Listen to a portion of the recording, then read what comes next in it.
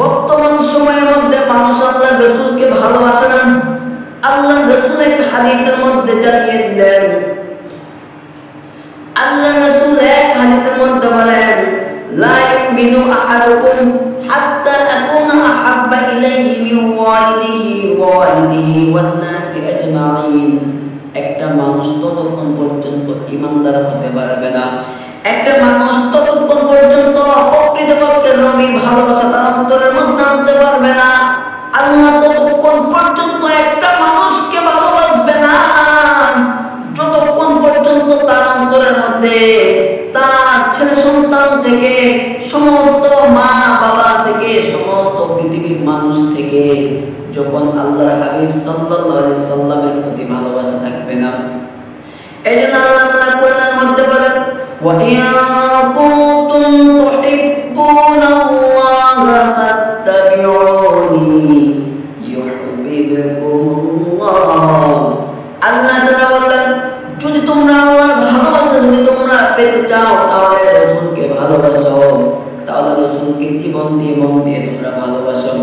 এমন আশিকে রাসূল বর্তমান সময়ের মধ্যে কিছু আশিকে রাসূল আছেন, তারা যদি রাসূলের প্রতি যদি ভালোবাসা দেখায়, তারা যদি রাসূলের প্রতি যদি তারা ভালোবাসা দেখায়, মানুষ মনে করে রাসূল ভিত্তিক মানুষ সে পাগল।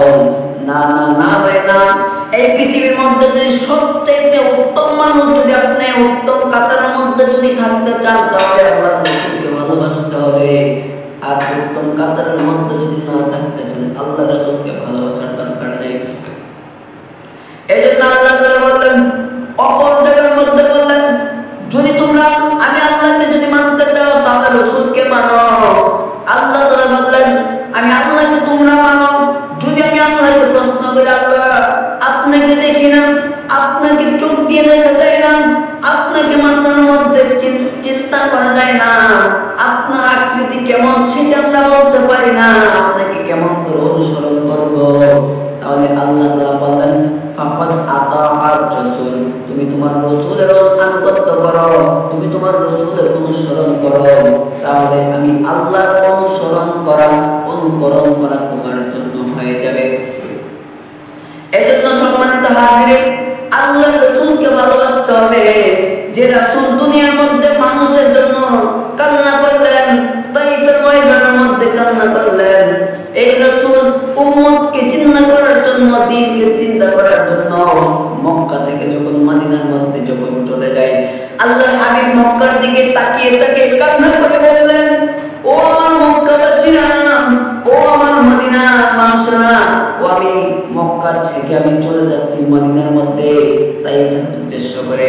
এই মক্কার দিকে তাকিয়ে তাকিয়ে কান্না করে বললেন, আমাকে যদি কাফেররা যদি আমাকে না তাড়িয়ে দিত, আমি মুহাম্মদ আমার জীবন এখানেই জন্ম, আমার মৃত্যু এখানেই হতো, যদি আমাকে তারা না তাড়িয়ে দিত। এমন করে কান্না করতে করতে মক্কা থেকে আল্লাহর হাবিব মদিনার মধ্যে চলে গেলেন। भाई जोगिंदर, जनता आपसे एक बात पूछनी थी, क्या हर वीडियो में छाती पीटते रहोगे या कुछ कंटेंट भी दिखाओगे?